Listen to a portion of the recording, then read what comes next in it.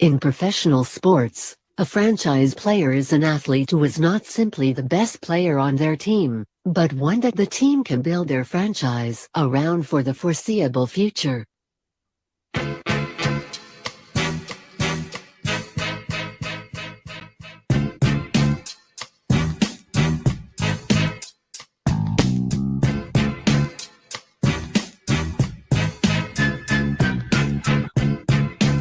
Welcome into a brand new edition of Franchise Players. I'm your host, Desmond Johnson, here every Friday afternoon across the Triad, WWBG 1470 AM as part of the TGI Friday lineup, and a little bit later on in the evening over in Forsyth County on WTOB 980 AM, 96.7 FM. Loaded show here for you today. Bryan Anthony Davis from the Fans First Sports Network, a brand new podcast outlet that I have joined up with. Former podcast hosts from SB Nation that were recently let go. They have all formed a new thing together. We'll get some info about that. A new place where you can go and get some sports content and some new stuff about the Keep Pounding Podcast Network, the new Carolina Panthers podcast network you'll be able to access here starting today. Brian Giffin and David Grubb, Bleav hosts, will join me for NFC South roundtable. We've been spending a lot of time talking about the Carolina Panthers and what they're doing. We're going to take a look around and see what Atlanta and New Orleans are doing as well in the NFC South as we get ready for the draft in the next couple of weeks. But joining me as he does every 2 weeks here on Franchise Players, good friend of the program, David Glenn, joining us here from chapelboro.com. What's going on, David Glenn? How you doing? I'm doing great, Des. It's always fun to be with you. A little different time of the year on the sports calendar, but always a lot going on. Super busy. I realized that as I was putting out questions for the sports buffet that I could bounce around to like 4 different sports. And I know that you'll be game for it. So I want to go ahead and jump in. Sports buffet. We do it every other week with David Glenn. Duke, let's start with Duke and college basketball. A flood of news regarding their men's basketball roster this week. What was the bigger news to you? Kyle Filipowski staying or Jeremy Roach potentially leaving? I think Kyle Filipowski staying was the bigger news. They both matter. And oh, by the way, so does the decommitment of the highest ranked high school player to commit to any ACC school in this last cycle. Mackenzie Mbako is no longer going to play for the Blue Devils. He's a top 10 high school kid. So all three of those decisions matter. But Kyle Filipowski was the ACC Freshman of the Year. Was in the end one of the 5 best players in this league, although I know not everybody voted for him first team all ACC. He's a 7-footer who can initiate offense from the 3-point line. I mean, there aren't that many guys you can say that about, and he'll be even better in year 2 than he was for John Shire in year 1. So I know Duke is going to be good. I actually believe Miami and North Carolina and maybe even Wake Forest also are going to be good. But as you know, in the new world of college basketball, there's still a lot of dominoes falling with the transfer route and NBA decisions, et cetera. So it's still too early to know for sure what the league will look like. But Duke is absolutely going to be one of the national contenders. I don't want to get Carolina fans too excited, but that recruit that the DG's talking about, is it Mackenzie Mbako? I think it's Mbako, yeah. My understanding is that he's narrowed his choices to Louisville and North Carolina. And Simeon Wilcher, the incoming freshman at Carolina, plays on his high school team. So I don't want to – I'm just putting it out there. I don't know. But he's really, really, really good. That's what I've been hearing. And people were like, well, why would he go to Carolina? Because Baycott's going to be there. They still need a 4. Jalen Washington's kind of been slated probably to be there, but we don't know exactly where he is in terms of his rehab and everything else. If you can go get the number 8 ranked recruit in the country – you're going to play him over Jalen Washington. That's what you're supposed to do. So, like, if that's the case, then you lose Jalen Washington, so be it. I don't think Jalen Washington's going anywhere anyway. But I'll tell you what's fun, Des, is at Duke they know they have Kyle Filipowski back. He's an All-ACC player, obviously. Yeah. Tyrese Proctor, by his sophomore year, will be an All-ACC player probably. Mark Mitchell is staying for his sophomore year. I think that's a probable All-ACC player. And, oh, by the way, 8 miles down the road, we know Armando Baycott's an All-ACC caliber player. And I believe R.J. Davis is an All-ACC caliber player. Too. Yeah. So whatever the Heels add and whatever Duke adds, they will be 2 of the top 4 teams in the ACC going into next season. And Duke, could be preseason number 1 nationally. And if the Heels keep adding, the Heels will be preseason top 25. This past season showed preseason rankings don't always go a long way. But I think that was an aberration in many ways. And both the Devils and the Heels are going to be really good again next year. Joining me, award-winning sports writer and host David Glenn in the Sports Buffet here on Franchise Players, talking about the transfer portal. I just saw there's over 1,500 kids in that portal currently. We always talk about, I noticed the conversation is always about who's coming out of the portal, landing someplace. I wanted to pick your mind for a bit for people that don't understand this. What happens if a kid doesn't find a home? Like, what if he's in the transfer portal and can't find anywhere to go? And then you can't go back to your regular school unless the school allows you to come back. But by then your scholarship's probably gone. So what happens to these kids that are kind of in the portal and have no place to go after a certain point? Some of them give up basketball entirely. Some of them just turn pro and try to find a job overseas. Some of them will go down a level and try to play D2 or D3, and that may be so low profile that people don't even read about somebody, relocating to a lower NCAA division or an NAIA division. So it's a variety. I forget the percentage, but it's not a single-digit percentage of players who go into the transfer portal and never find a Division I home. It's in the low double digits. I forget the number, but yeah, it's a crazy time because some guys leave and think they have a home, and then by the time they try to go back to their original school, their scholarship may be gone, or hard feelings, or all of the above. So it's a tricky time for coaches. It's a tricky time for players and parents. But this is the system we're going to have. I mean, immediate eligibility changed a lot. And Des, of the 15 All-ACC players this past year, 6 were major college transfers. Wow. So 40%. That is the highest. This is a 70-year-old league. The All-ACC team has never been 40% transfers until this past year. So you better figure out the transfer portal if you're a coach. And obviously, most players really love it because in many cases, they're finding playing time or they're finding a more prominent program somewhere up the Division I ladder. And we just saw Miami, the ACC champ, basically make a run with transfers. Pretty much, I don't want to say they bought a team, but they kind of did. 3 of their top 4 players. Yeah, they kind transfers of on NIL money, and that might be the new thing. And to be honest, Miami is the perfect spot for this.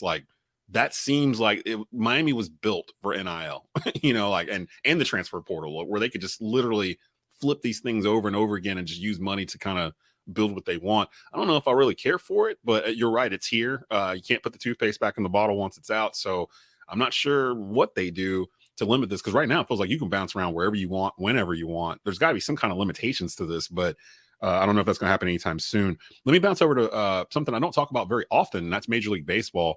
I couldn't ignore this. The Tampa Bay Rays are now 12-0 to start the season. One win shy of the best start in Major League Baseball history.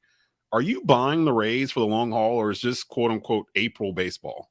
I think they're really, really good. Now, as a Philadelphia Phillies fan, given my roots growing up in Pennsylvania, I'm disappointed in the Phillies start, given that they were playing in the World Series last year.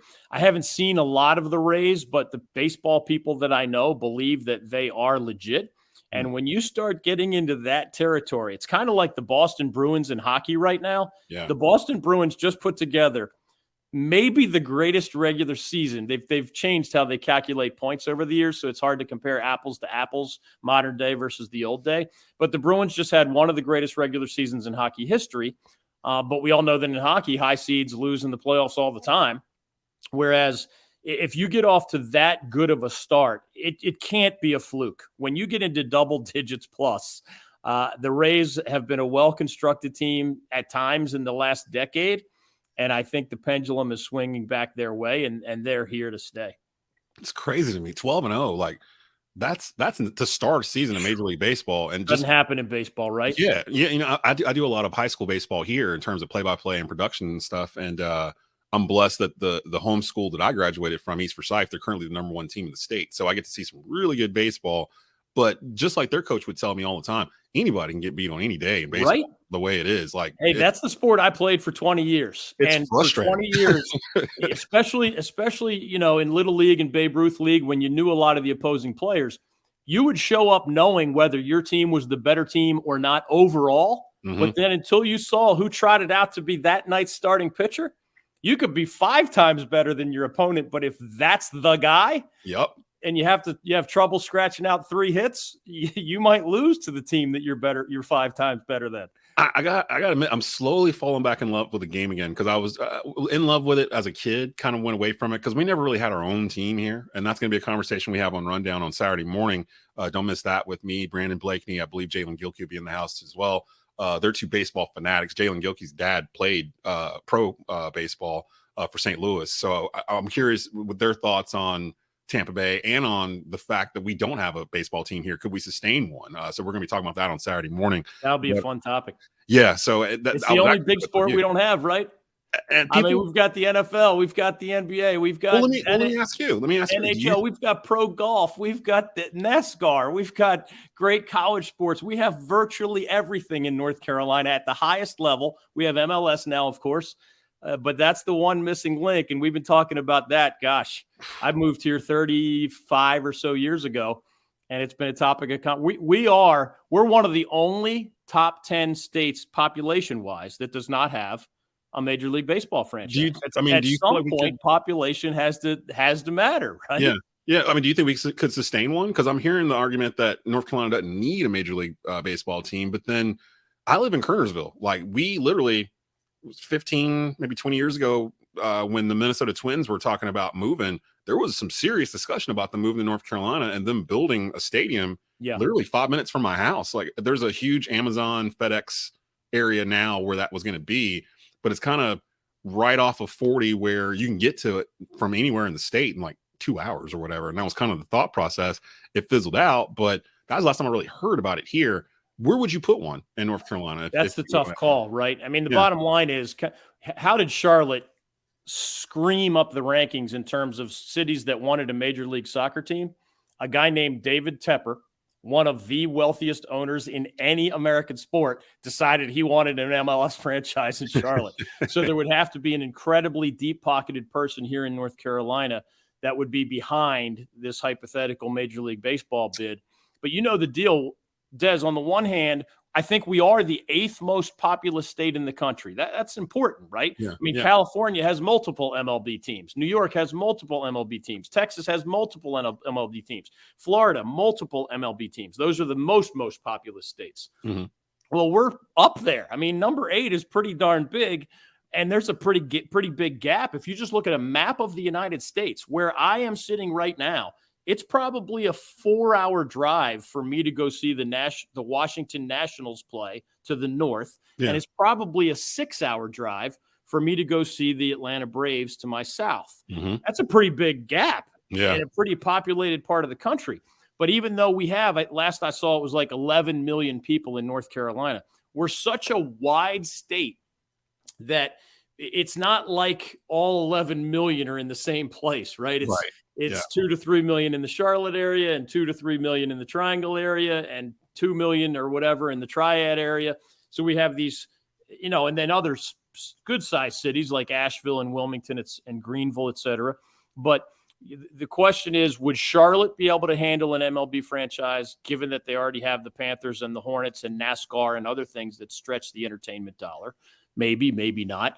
Would the Triangle be able to handle it? Or would it be the Triad, where, in theory, people would be able to drive, 90 minutes up I-85 from Charlotte to see a game? It would be 90 minutes from the Triangle to see a game out there. And it's a pretty big population center, given the Triad that surrounds you. So I'd love to see it, of course, as a baseball fan. But I just haven't seen the movement, the deep-pocketed person getting behind that movement the way David Tepper got behind that MLS to Charlotte movement. Here's something I can put out there into the wind. What if Michael Jordan finally sells his majority stake in the Hornets, flips that money, and puts it into an investment group to bring a franchise, Major League Baseball franchise here to the Carolinas as a ode to his father? And I love your creativity, man. That just writes itself. There's an author in there somewhere, Des. That's a heck of a creative bone. That's the sequel to Air. That's Air. And it would be like Michael revisiting that baseball dream that we all saw him experiment with. Someone get Michael Jordan on the line.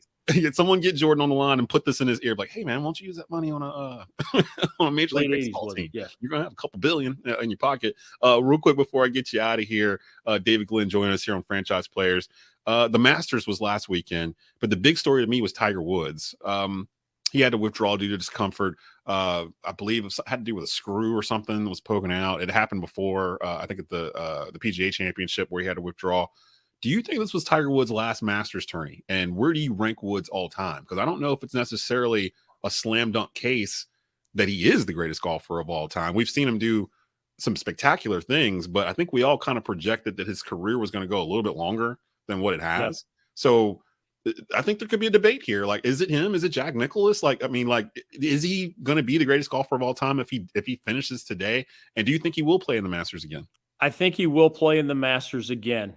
He's on the low side of 50, and I think he's just going to keep trying to maintain that schedule where he plays the majors and maybe a few others as long as he's healthy enough to do so. I think given that approach, he has a chance to get healthy again and go back to playing those 4 to 6 events a year. In terms of the GOAT conversation, depends on how you define it, right? If you really broaden it out to include not only how many majors did you win and how bright was your star, so to speak, but what was your impact on the game in a broader sense? Obviously, Tiger Woods introduced the lily white game of golf to an entirely different demographic. And if you add things of that sort, and he extended the golf brand way beyond the sports world. Oh, yeah. I mean, it was all over the cultural world, all over the entertainment world. Those headlines were way bigger than, ESPN and ESPN.com. So he deserves credit for all those things. If you narrowed the conversation to pure golf, I think Jack Nicklaus might still have that GOAT title. But I would also add in Tiger's defense, he not only has a whole lot of majors and a whole lot of green jackets, he was playing at a time where the competition was tougher. There were guys who had second jobs back when Arnold Palmer was the greatest golfer on earth. It had changed a little bit by the time Jack was the greatest, but I don't think the depth of the competition was as strong when Jack was winning his record number of majors as it was when Tiger came along in the 90s and then obviously has continued his success through this first quarter century of the 21st century.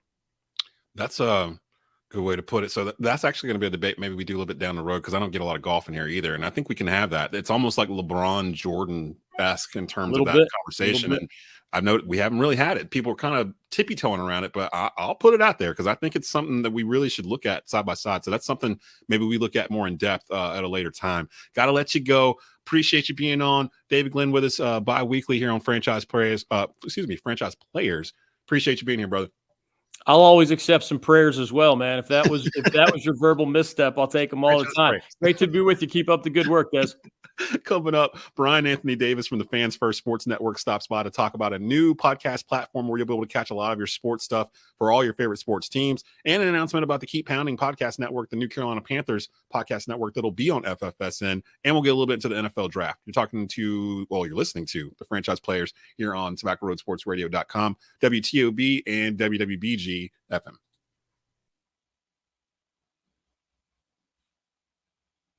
Franchise players are often referred to as the face of the franchise.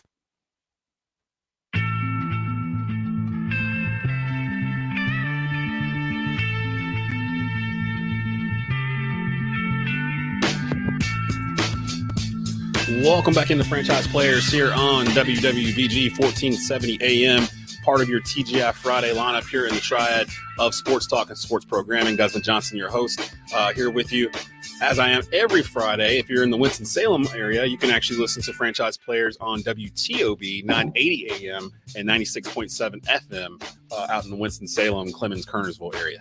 Joining me right now, he is a producer for Fans First Sports Network. Bryan Anthony Davis joining Franchise Players. What's going on, Bryan? How you doing? Desmond, it's fantastic. Thanks. I love being on Franchise Players. I'm usually Mr. Irrelevant, so this is fantastic for me. Well, I tapped you to come in because as a lot of people in the triad know, you guys kind of tabbed me to come aboard and executive produce a Carolina Panthers podcast-centric channel, the Keep Pounding Podcast Network, which went live this week. And I thought the story was pretty cool about how you guys developed Fan First Sports Network. So I wanted to give you guys a little time to kind of promote the network. Explain to me and other sports fans in the triad what exactly Fans First Sports Network is, and take me back to the beginning before it existed and how you guys got to where you are right now. All right, we are so new, and I'm talking, we're not even 3 months old, and it has gone really fast. So to give you a little bit of a background, we were involved. Actually, we were the #1 podcast in all of SB Nation, a part of Vox Media. And we had Behind the Steel Curtain. I was the podcast producer. We did about 20 shows a week. We were #1 for the entire year of 2022, #2 for all of 2021. And I'm talking of close to 250 plus podcasts over every single sport. And then we got a message. I got this email early on a Friday towards the end of January. And I thought I was the only one that got it. And the only reason I got it was because I'm the podcast producer. So I got it and said, well, your independent contract is being terminated as of March 31st. And I was like, and I called the other guys. I'm like, well, I think I'm the only one that got fired here. And then I got on the Slack channel, and it was true. And it turned out to be that they got rid of about 98% of their podcasts. Now, I'm still involved with them on the editorial side. Behind the Steel Curtain, still there. I have nothing bad to say about the organization. They just got rid of most of their podcasts. They weren't really working on that end as far because of ad revenue is what they told us. And that's no problem. Our thing was, all right, we just have to, we don't want to fold up the tent on this.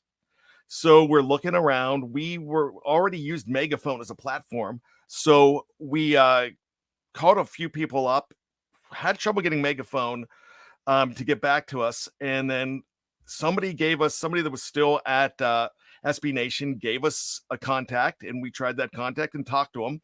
And we were just finding out, hey, we just want to survive. We don't want to stop doing this. What do we do to get us on here? And they're like, this is what it would take. This is what you can make. And we're like, okay, fantastic. Well, we'll try to do it on our own. And all of a sudden, the three of us, Dave Schofield, Jeff Hartman, and myself, we call ourselves the brain trust of what was Behind the Steel Curtain, which is now Steel Curtain Network. We decided that we were going to go ahead and be business owners and give this a shot. And we were going to be independent, take care of it. And we said, hey, what if we brought the Penguins and the Pirates along with us? We might be talking to them. And they're like, look, if so many podcast networks are looking for homes right now, you could bring them along with you. And that's where the light bulb went on. And we decided we were going to come up with a plan, and we had no idea how to do it. So one of my podcast partners for a show called Here We Go, the Steelers Show, is a gentleman that's a 3-time winning high school coach in New Jersey at football, and his name's KT Smith. And I was talking to him. I was telling him, look, this is what's going on. We're going to have a home. We're going to be fine. He said, you should talk to a buddy of mine. He is in web-based media. And we're like, okay. And we had this plan. 2 days later, we were business owners for 2 days because we got on the phone with a gentleman named Ken who owns Webamax. And Webamax is in 2021 was voted best reputation management service by business.com, Newsweek, International Business, Times, Clutch, and more. And they're very big as far as reputation consultants, web-based services. So we got on the phone with him, and he just said, so what can I do to help you? We're like, well, we got to figure out how to do this. This is what we're going to do. We're going to get an LLC. How do we get an LLC? And he said, well, I could direct you a few places. We're like, all right, I guess we have to deal in 1099 employees. How do we do that? He's like, all right, let me throw this out at you. I would love to get into sports. Don't really know the podcast end, but I do have a successful web media business. Why don't I go ahead and put it together? And you guys run it for me, and you guys put the platform together, and I'll go ahead and take care of everything on the business end. So next thing you know, this is the beginning of February now, And then by February 14th, we had plans in place to come on board. We had an offer from Ken, and then we all right, we have to start recruiting. We started with anybody that was displaced by SB Nation. And then after that, we asked around. And you, for instance, Desmond, you were a referral from somebody that I trust and know that I was coming on board. And that's really what we're doing right now. And we're in a situation where some people are coming to us now. I actually got a call from a former NFL player, Stanford Rout, who I was recruiting his partner. And Stanford was like, you know what? I'd be interested in talking to come on board. And so I'm looking at getting him involved with the Raiders. You're getting involved with the Carolina Panthers. And I'm still putting you on the hook for the Tar Heels, by the way, in the fall. I haven't forgotten about that. But that's fine. but what we did was when we were talking to Ken and the three of us, and we brought another gentleman on board that helped us recruit some teams as well. So it ended up being 5 of us, and we're talking, and we're like, look, let's call it Fans First Sports Network, because we do not want to be a blowhard media guide that is, that cannot be a fan of the team, because that's what we are. I'm not a beat writer. I'm not anything like that, but I know the team from being 40 plus years a fan. And I could tell you, man, I could tell you the number 1 draft pick in 1981 of the Steelers that didn't show up for 2 years because he played for the Montreal Alouettes. See, I think that was actually what attracted me to the network, was that as I was looking around, it felt like it was generated by fans. And that's really myself, the main Panther podcast I do, Bleav in Carolina Panthers. It's basically designed to be myself, the fan perspective, Skylar Callahan, who's the beat writer for the Panthers for Sports Illustrated, the reporter's perspective, and then Jonathan Stewart, the all-time leading rusher in Panthers history, is the player's perspective. So like we get those 3 together off of that. With this, it was a little bit different because I was able to go out and pull guys that I know that are Panther content creators that are kind of doing it on their own, or they have other things going on, but didn't have some place to just kind of have it all in one spot with other ones side by side. So when I started reaching out to some of the ones I wanted that were on Franchise Players or some of my other shows, they immediately were intrigued by it. And then once I told them the backstory about it, you guys coming from SB Nation and all that stuff, it didn't take long for Atta Gold to have about 3 or 4 shows kind of going. And we're at 4 now. Like it literally took like a week and a half, 2 weeks to kind of reach out and figure out what was what. And we're pretty excited about growing it as you guys grow the network as well. For those interested listening here, if you're Carolina Panther fans, if you want to get access to the Keep Pounding podcast network, go to Twitter, follow us at KP_FFSN. You can find the Keep Pounding podcast network Facebook page on Facebook. It's live as well. And you can get the latest from there. Usually episode drops once a day during the weekdays at the rate we're going right now. So there's some content there for Panther fans to check out. And if you're a fan of any other team, there's other podcast shows and channels on FFSN for all kinds of different teams, NBA, NHL, MLB. There's a lot there to choose from. They're still growing. Give me the future plans for the platform, Brian. What do you guys have up your sleeve going forward? Well, the sky's the limit, really, is what we're looking at. But we want to start off. We want to start off fast, but no, we really want to start off slow and do it right. And that's what we're doing. We'd love to fill every single team, and we're coming very close. I Bleav we're 99% of Major League Baseball right now. We are getting a lot closer in the NFL. We wanted to be complete by the draft, but right now I would say we probably have about 8 more teams to go. So I'll even say this: if you're a content creator for any team, whether it be MLB, whether it be, we're looking at soccer right now. We have a few soccer teams, both international and, here in the U.S. We have, we're building up our NBA. We're building up the NHL. We probably have half of the NHL right now. We are looking at all kinds of college football, college basketball. We'll delve off into wrestling as well, MMA, whatever it's a sport, whatever a fan is looking for, we're going to try to have. So we're trying to build that. So the big thing we're looking at is we're working on a website, And it's something that should be coming right before the NFL draft or right after, as we will have a big launch then. We're doing it now, but we will have more then. And we want to have a tab for every single team on that website as we branch out into a whole lot more, because not only are we doing podcasts, we'd love to get more on the digital end, and that's the plan as well. So there's so many things that we can do here, but it's important to once again remain with a fan's perspective here, and every comment is welcome.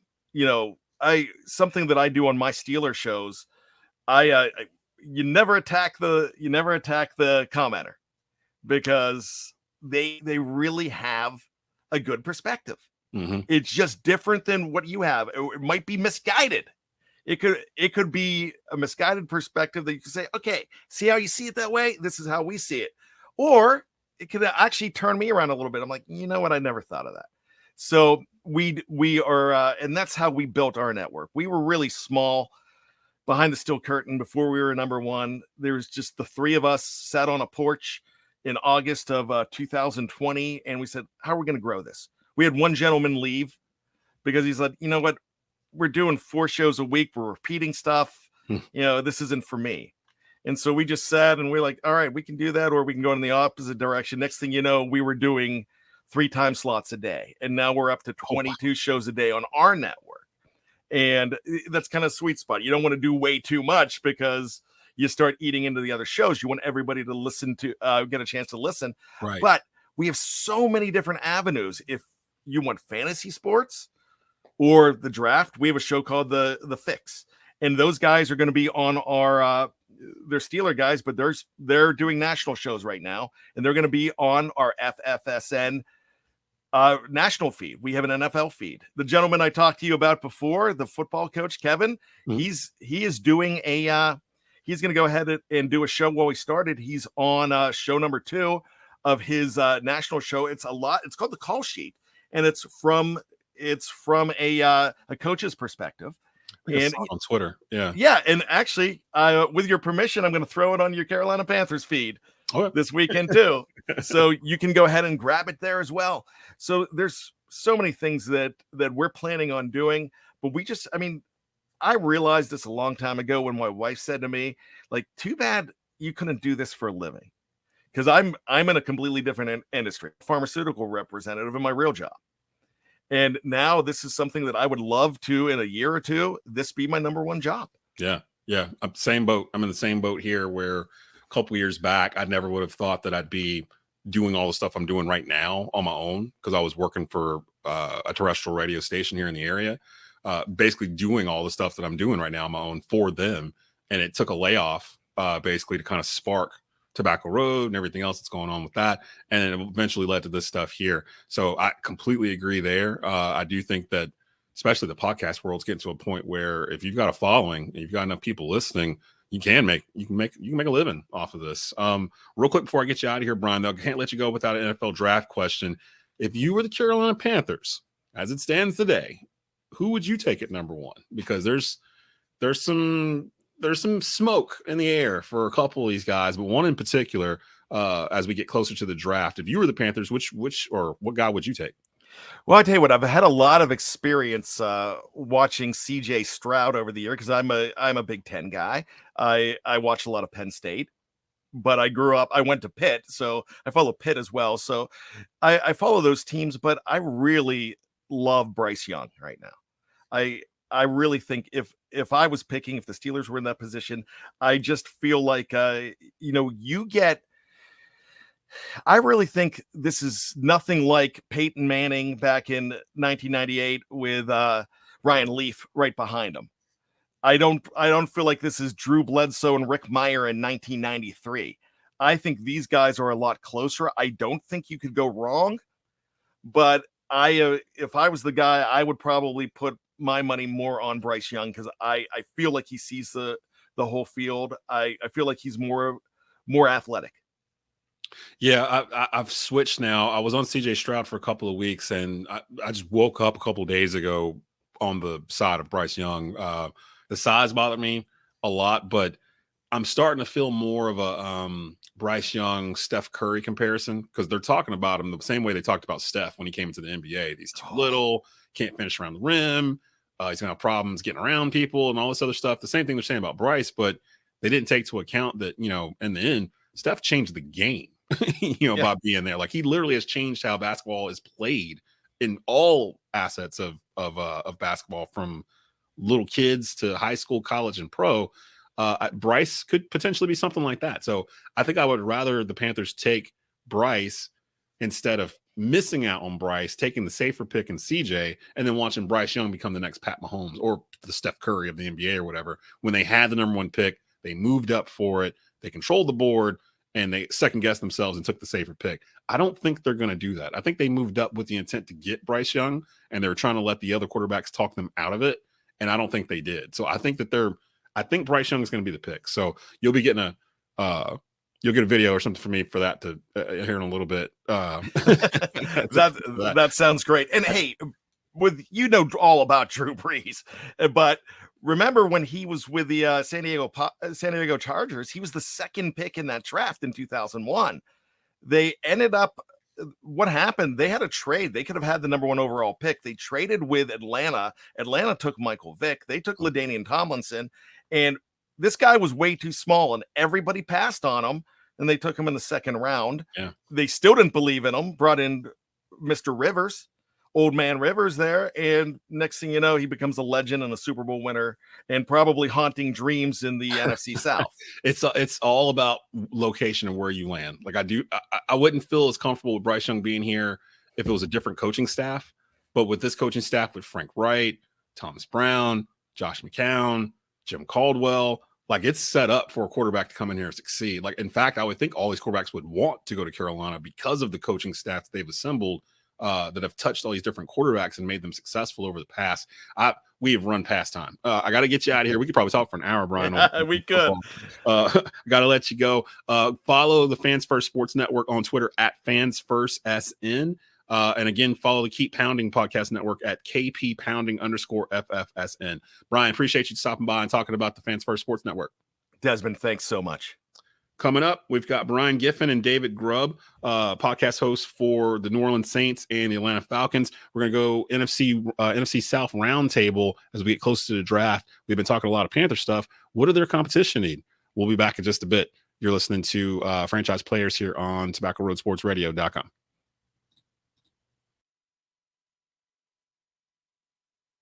In professional sports, a franchise player is an athlete who is not simply the best player on their team, but one that the team can build their franchise around for the foreseeable future. Just Blaze.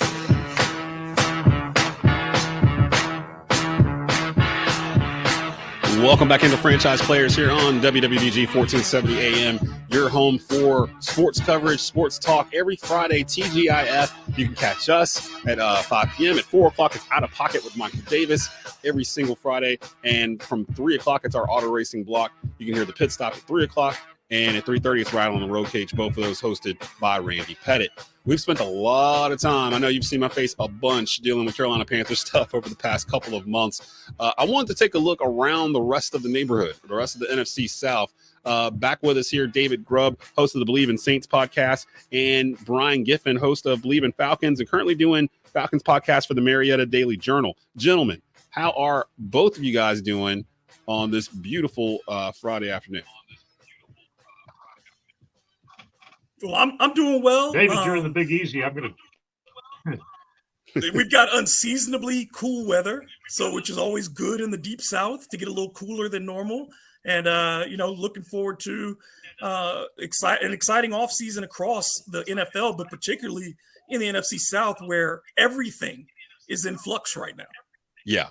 Like the entire division is up for grabs, basically, it feels like. And I wanted to kind of get you guys' opinions on what you're seeing Carolina do from the outside looking in, because really you've had the ability to have the cushion of our incompetence for the past 3 seasons with the previous regime. Right now, it feels like Carolina, they said they had a plan going into this. It feels like they're sticking to their guns, and they do have a plan going into this. Being 2 guys that cover the Falcons and the Saints, it appears they're going to choose a quarterback with the number 1 pick overall. Out of the quarterbacks that they have talked to, gone to the combine, saw, ate dinner with, the 4 that are at the top, Anthony Richardson, Will Levis, CJ Stroud, and Bryce Young, which one out of those 4 scares you the most for your team to have to go up against over the next 10 years? Not necessarily who you think they'll pick, but which is the guy you think would give your team the most trouble 2 times a year in the NFC South? Brian, let's start with you in the Falcons. Based on what I've seen of him, and I've seen a lot of him because, regionally he plays in this area, probably Bryce Young for me. I mean, he comes from such a great program, and we've seen other quarterbacks, come out of that program and they're kind of pro ready, and just his intangibles and the things that the way he leads and all of those things. He's the one I think that would scare me the most. Easy for me to say. David, as a Saints host, who would you not want to talk about twice a year in the NFC? CJ Stroud. I was born in Michigan, and I'm a big Wolverines fan, and I've gotten to watch CJ Stroud at Ohio State, and he's just phenomenal. And his size, I think his size is what separates him. When you look at, I've seen Will Levis. He's playing at Kentucky in the SEC in my backyard. I've watched him. I'm not super impressed with him, and with Richardson. Accuracy being the number 1, I think, skill that translate from college to the pros. He hasn't shown a tremendous amount of accuracy. You look at Stroud, the athletic ability, but the ability in the pocket to stand tall, the arm strength seems so natural. Reminds me a lot kind of Randall Cunningham with that whip of just letting it go and it going really far. He has all the prototype skills. Of course, he played with a tremendous amount of talent at Ohio State, but I don't think that should be something that's viewed as a negative. He's played against some very tough defenses, and I really like CJ. See, and this is the debate that we've been having on Bleav in Carolina Panthers for the past month and a half, because all 3 of us are kind of landing on different quarterbacks. I know Skyler, beat writer for the Panthers for Sports Illustrated, he's been on CJ Stroud since the beginning of the year. Like, he hasn't seen no one else. He's been on CJ and has the goods to back him up. Stu has been on Anthony Richardson really hard the past month or 2. He likes what his potential is, his ceiling, and he's not scared of if he doesn't pan out. I've kind of landed on Bryce Young over the past couple of days. It just feels like, and I've mentioned this before to different guests, it feels like Bryce Young is similar to Steph Curry in terms of the comparison when they were coming out of college into their pro leagues. I'm not saying that he is Steph Curry or will become Steph Curry, anything to that effect, but the conversation is the same, where if you remember when Steph came out, they were saying he was too little. He couldn't finish around the rim strongly. Needed to work on his handles. This whole 30-foot 3-point shooting all day thing ain't going to work. And he literally came in and changed the game. He changed the way we play basketball because he didn't fit what a traditional basketball player would look like. He looks like a guy you would play with at the Y. Bryce Young is giving me the same vibes. He's giving me the same type of vibes where he doesn't look like a traditional 6'4", 220-pound quarterback with a rocket arm and all that kind of stuff. But he just does things that you're like, that's something you don't teach. That's just kind of something you have, almost like a Pat Mahomes in a way. I feel like if he was 2 inches taller, this wouldn't even be a discussion. He would be the de facto number 1 pick, and it'd be about who's going off second. But because of his size, it's made it where we're debating this over and over. I want to get into your specific teams. David, what's the biggest need for your team going into this season? Like you said, NFC South's in flux. It's really wide open for whoever decides to take it going into next year. The Saints, I think they've done pretty well to right the ship, so to speak, a little bit. What's the biggest need for you guys going into the draft? Interior line play on both sides of the ball. Defensive line, the Saints, we already know the Falcons have taken some of the Saints' interior line this offseason. We did too. And so did Panthers, and so did the Vikings. The Saints' interior line from last year, as mediocre as it was, is spread across the league now. So the Saints have had to do a lot of replacement, and they brought in some journeymen in that role. But I think they'll be looking in the draft for somebody who can hold down the interior or an edge rusher, because Cam Jordan is on the last legs of his career. And the Saints were one of the worst pass rush teams in the NFL last season. They really couldn't stop anybody with the rush. And then the run, they weren't particularly good at stopping the run. So they've got to get stronger up the middle. You feel comfortable with their secondary and with their linebackers, though you can always add depth. And the offensive line talent is talented, but it's inconsistent as far as injury goes. You look at guys like Andrews Pete, constantly injured. Trevor Penning, who missed his rookie year with injury. Cesar Ruiz has had some injury issues and has not lived up to the potential that we thought of him as a first-round pick. And then the guys who you thought were the stable guys, Ryan Ramczyk, who was on a Hall of Fame track, it seemed, to start his career, the last 2 seasons have been kind of mediocre for him.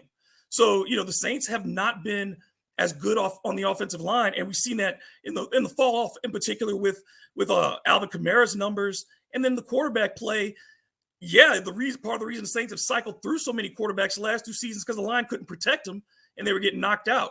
So I think the line is the biggest areas of need on both sides of the ball for the Saints. Brian, same question, but for the Atlanta Falcons, what do you see as the biggest need for the Falcons heading into this draft? I think personally that you've got to go get an edge rusher. I mean, when you can't put pressure on opposing quarterbacks, you're going to have problems. That's been, the case in the league for a long, long time. Here in Atlanta, you could make the case that realistically, you haven't had a consistent good edge rush since the John Abraham days. Yeah, there was the 1 year where Vic Beasley had the 15 sacks, but you had Dwight Freeney over on the other side of him. And between Beasley and the Tack McKinley experiments, both of those turned out to be busts. Grady Jarrett is a stud on one side of the defensive line. They did go and re-sign Calais Campbell, who's been around the league. And they've been so active in free agency. And, of course, they made the trade yesterday with Detroit. They've bolstered their secondary. But you've got to have somebody to get in those backfields and put pressure on opposing quarterbacks. And that's just something they haven't had. And anybody will pick you apart if that's the case. The things I've been hearing around here, and a lot of the speculation, of course, has been a cornerback or a linebacker. And in the linebacker case, it would be a guy that would double as an edge rusher or be able to be used in that category. But I'd be really surprised if they didn't do something to bolster that. Now, out of joining me here is David Grubb, host of the Bleav in Saints podcast, and Brian Giffin, host of Bleav in Falcons Flight and podcast producer for the Falcons for the Marietta Daily Journal. We don't have Tampa Bay represented in this roundtable. I wasn't able to grab Evan in time to get on here. But your thoughts on Tampa? And it feels like they're kind of in a holding pattern, doesn't it, in terms of what they're doing? Because they're not really making a whole lot of moves. They signed Baker Mayfield, I assume, to start down there. And us in Carolina are very familiar with Baker Mayfield and what he brings to the table. He might have a fresh start, and he'll be there for a full offseason and training camp. So who knows? I mean, he did have a couple good years in Cleveland, but are you worried about Tampa at all in terms of what they've been doing? Who's the team in the division that you're looking at as like, if you're looking at your team as a team that can compete to win the NFC South this upcoming season, who's the other team in the division that you're looking at that could be the competitor to your team in particular? Dave, let's start with you. I think for the Saints, you're looking at Carolina. I mean, quite frankly, and Carolina to me was the team that looked like it had most of its identity in place by the end of last season. They were the only team in the division that felt like it at least had a defensive identity already and found its offensive identity as the season went on, became a power running team, and was able to dominate some people physically, even while they weren't getting great quarterback play, and won a few games and put themselves in position to win the division going into the final couple of weeks. So I thought that Carolina, has less to tweak and a less of a way to go than the Saints, the Falcons, or in particular the Bucs. And like you talked about with the Bucs, now that you see Devin White asking for a trade, you see some of these other things that are going on. This feels like for them, they have to do the post Tom Brady correction. You built a team for Tom Brady. He's retired now. It's going to take a couple of years to figure out what your post Brady identity is while you get rid of some of your older players and then decide which young ones you're going to build around. As far as the Falcons, again, the quarterback question is so big for them. And then just the accumulation of talent. They didn't have a lot of players on the outside at the skill positions. You had Kyle Pitts in the inside, but not a lot of outside skill positions, and defensively looking for playmakers. So, I think that they have, the Panthers and the Saints were the teams at the end of last season and going into this season that you feel like are closest to maybe not competing at the top of the NFC, but certainly winning the division and getting into the playoffs. It does feel like the NFC in general is wide open. It feels like all the firepower is over in the AFC. Once you get past like Philly and the 49ers, it kind of drops into the second tier of teams like the Cowboys, we don't even know what's happening with the Packers with the whole Aaron Rodgers situation. I Vikings. assume he's leaving. I assume they're going to trade him.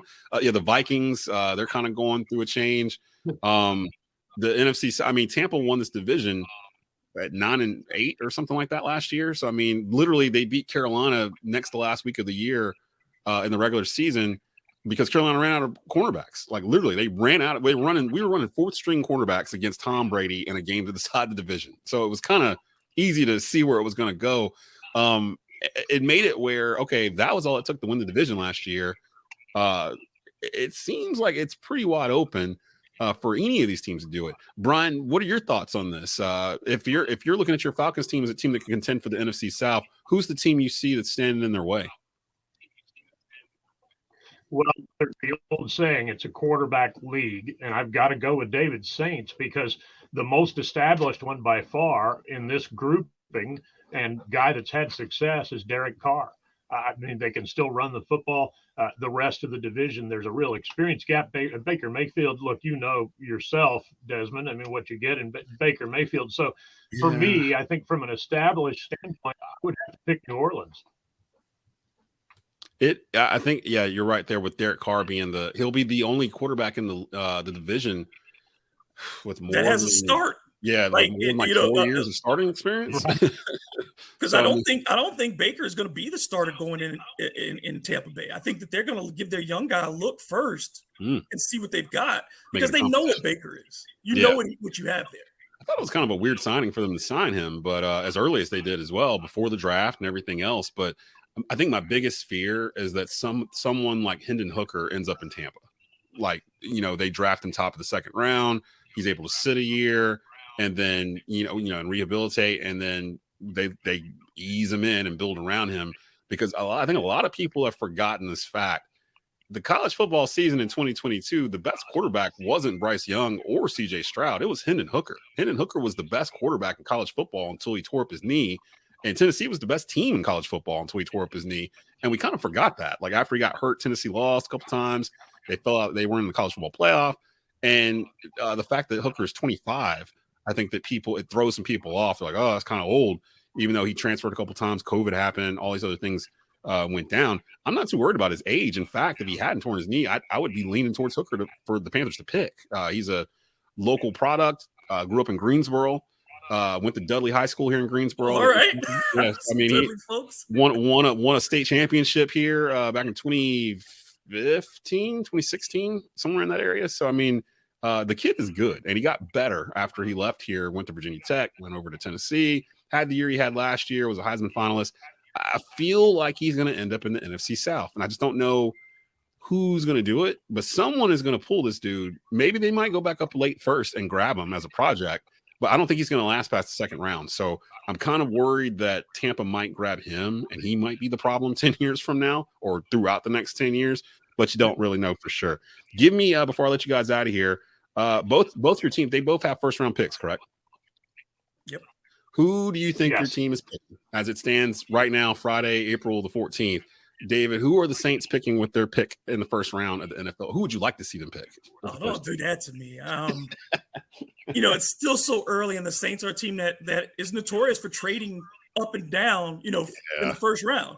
So it's really hard, for me right now because they've also been very non-traditional when they trade up and taking positions that in times you don't expect. I mean, they've drafted running backs when they didn't need them in particular, but the talent was there. So with Mickey Loomis, you wonder, certainly, like I said, I think defensive line is what they're really, really looking at. But yeah, it's maybe Maisie Smith from Michigan. He could be a guy that they're looking at. But I also think they are looking at Hendon Hooker. I wouldn't, I really wouldn't be surprised because he's had his visit here, and the Saints don't really have a backup behind Derek Carr, and Derek Carr's deal is only for 4 years. No, so we know how the NFL. They're not. Oh, well, Jameis, is signed for 1 year. Oh, Again, but Jameis isn't trying to stay long term. I think Jameis took the money. Yeah. So if you have Hooker again, like you said, you can have him sit for an entire year, learn what is a complicated, offense, and come along and be ready, if Carr doesn't pan out. So I wouldn't count the Saints out, early second round and taking Hooker either. Brian, same question for you. For the Falcons, they're picking top 10, if I'm not mistaken. Who should the Falcons take with their first-round selection in the 2023 NFL Draft?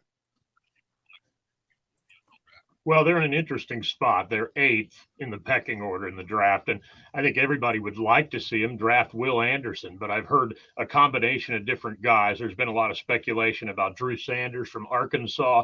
They kind of addressed what they thought might be an issue with the trade, getting Jeff Okudah from Detroit yesterday. But if Anderson isn't available at 8, I wouldn't be surprised to see him go after maybe a Miles Murphy, or maybe he out of Clemson, or maybe a Tyree Wilson out of Texas Tech. These are all very solid edge rush guys. And Sanders, who I mentioned, is very effective in that type of role as a linebacker also. Good stuff. Good stuff. Follow these guys online. David Grubb, host of the Bleav in Saints podcast, and Brian Giffin, host of Bleav in Falcons Flight, also doing podcast work for the Falcons for the Marietta Daily Journal. Appreciate you guys stopping by for our NFC South Roundup. Glad to be here. That Always is a pleasure, Desmond. Absolutely. That's going to do it for us here on Franchise Players for Friday, April the 14th, 2023. We'll be back next week with a brand new episode. Getting closer to the NFL Draft. We'll have the latest. Peace.